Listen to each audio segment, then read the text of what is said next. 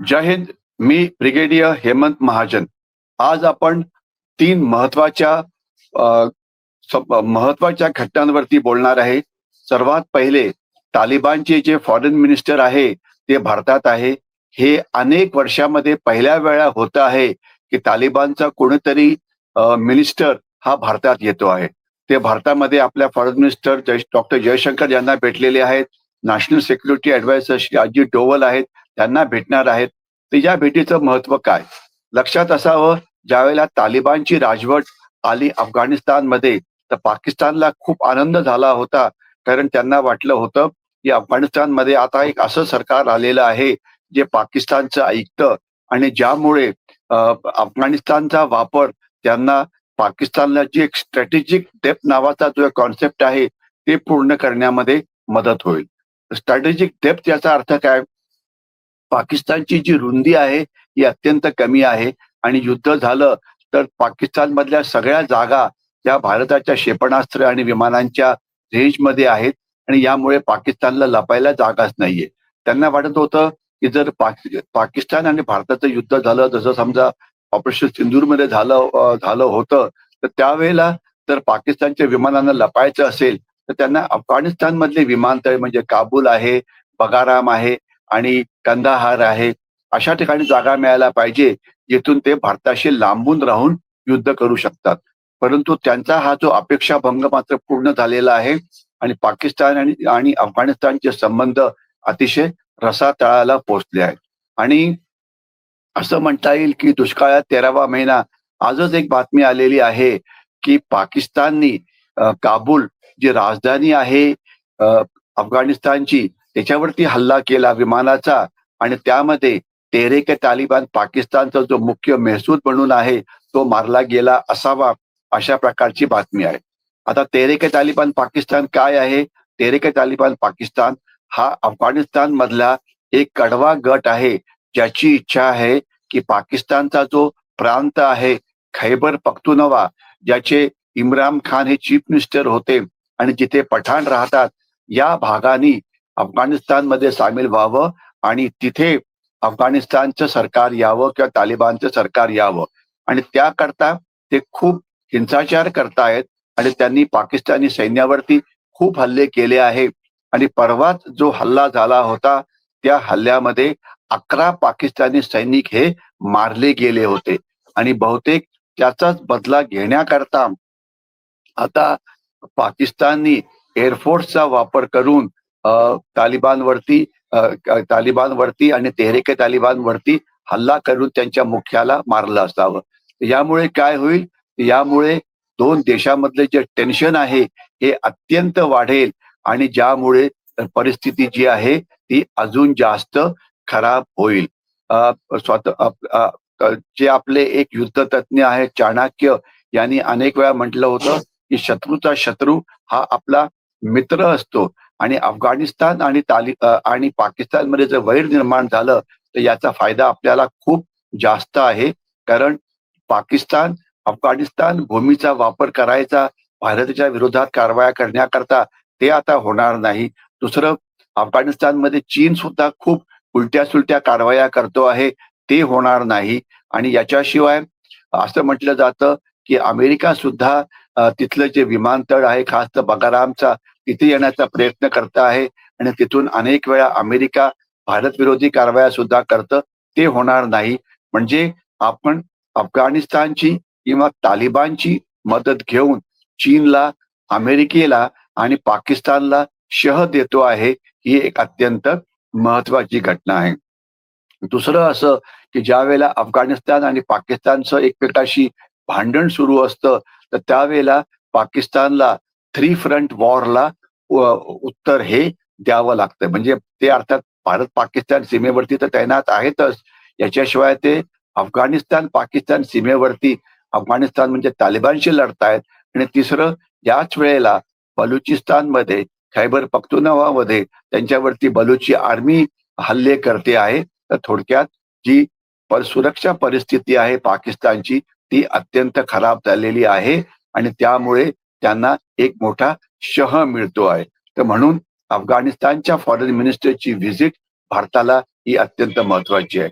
दुसरा जो humanitarian angle आहे तो अर्थात आहेच, की त्यांना तिथे अन्नधान्य पाहिजे वगैरे, तर ते आपण देऊच.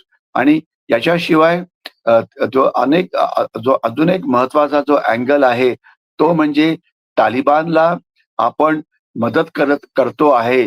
यामुळे जे इतर राष्ट्र आहेत, खास तर मिडल ईस्टचे, त्यांना पण दिसू शकेल, की एक अतिशय कट्टरवादी इस्लामिक राष्ट्र म्हणजे तालिबान भारताचा मित्र बनलेला आहे. तर म्हणजे भारताच्या इमेज करता सुद्धा हे अतिशय चांगलं आहे. तर थोडक्यात ही जी व्हिजिट आहे, ही भारताकरता अत्यंत महत्वाची आहे. याविषयी शंका नको आणि यामुळे आपल्याला अनेक फायदे होणार आहेत. दुसरा जो महत्वाचा मुद्दा आहे, तो म्हणजे एक बातमी आलेली आहे आजच, ती म्हणजे की जैश-ए-मोहम्मद हा जो दहशतवादी गट आहे, ज्यांना ऑपरेशन सिंदूरमध्ये मोठ्या नुकसानीला सामोरं जावं लागलं होतं, तर ते आता एक दहशतवाद्यांची महिला ब्रिगेड तयार करणार आहे. महिला ब्रिगेड आणि मौलाना मसूद अझर जो जैश-ए-मोहम्मदचा जो मुख्य आहे, त्याची बहीण या महिला ब्रिगेडची मुख्य राहणार आहे. तर याचे विश्लेषण आपण असं कसं करतो? जनरली लष्कर-ए-तोयबा असो, की जैश-ए-मोहम्मद असो, की हिजबुल मुजाहिद असो, यांचे जे दहशतवादी आहे, यांनी दहशतवादामध्ये तिथल्या महिलांचा वापर हा कधीही केलेला नव्हता. महिला नेहमी सेकंडरी रोलमध्ये राहिलेल्या आहेत, कारण जिहाद करणं हे पुरुषांचं काम होतं, मस्क्युलाईन काम होतं, असा तिथे एक समज आहे. तर जनरली महिला या सपोर्टिव्ह रोलमध्ये होत्या. जे इमोशनल सपोर्ट असो, की ॲडमिनिस्ट्रेटिव्ह मदत असो, असं करणं. पण डायरेक्टली त्यांनी कुठल्याही दहशतवादी कृत्यामध्ये कधीच भाग घेतलेला नाहीये. आता त्या दहशतवादी कृत्यात भाग घेतील का?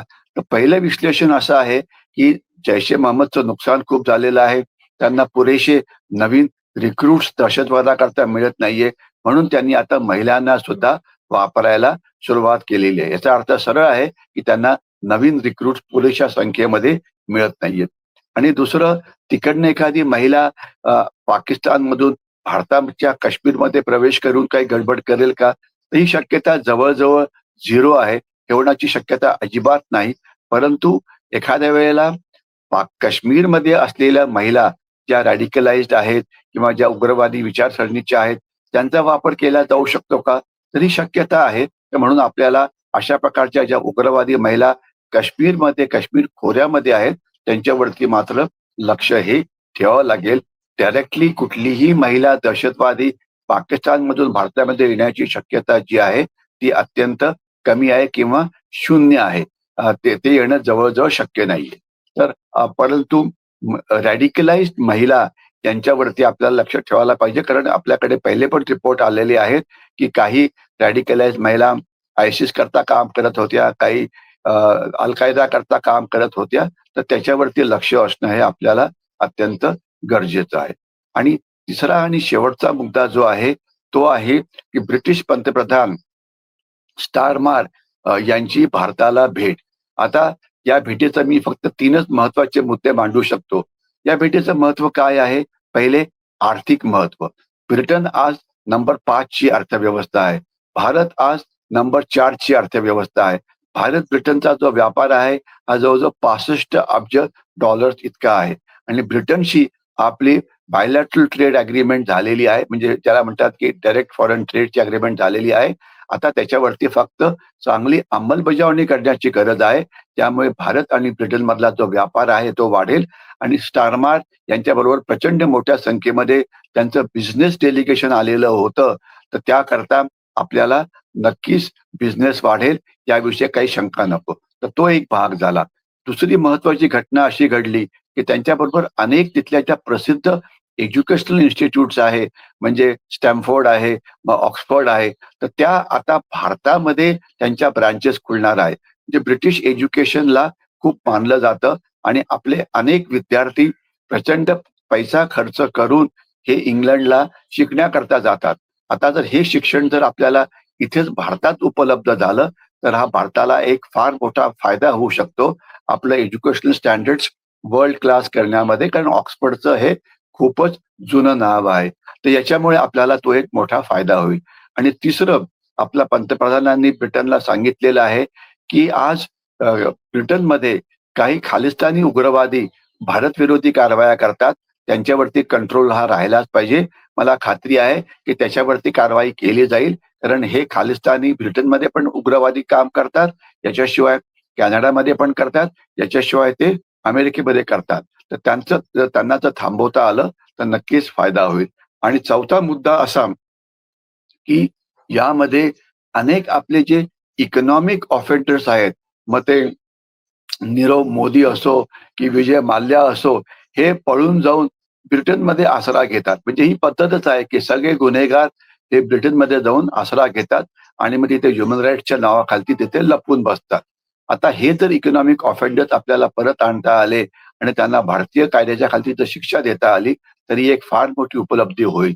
तर थोडक्यात स्टारमार यांची जी व्हिजिट आहे भारताला, ही अत्यंत महत्वाची आहे आणि यामुळे आपली आर्थिक व्यवस्था सुधारेल आणि यामुळे रोजगार निर्मिती होईल आणि जो आपल्याला टॅरिफ वॉरचा जो एक मोठा धक्का लागलेला आहे अमेरिकेपासून, तर तो सुद्धा कमी करण्यामध्ये आपल्याला मदत मिळेल. मी इथेच थांबतो. जय हिंद.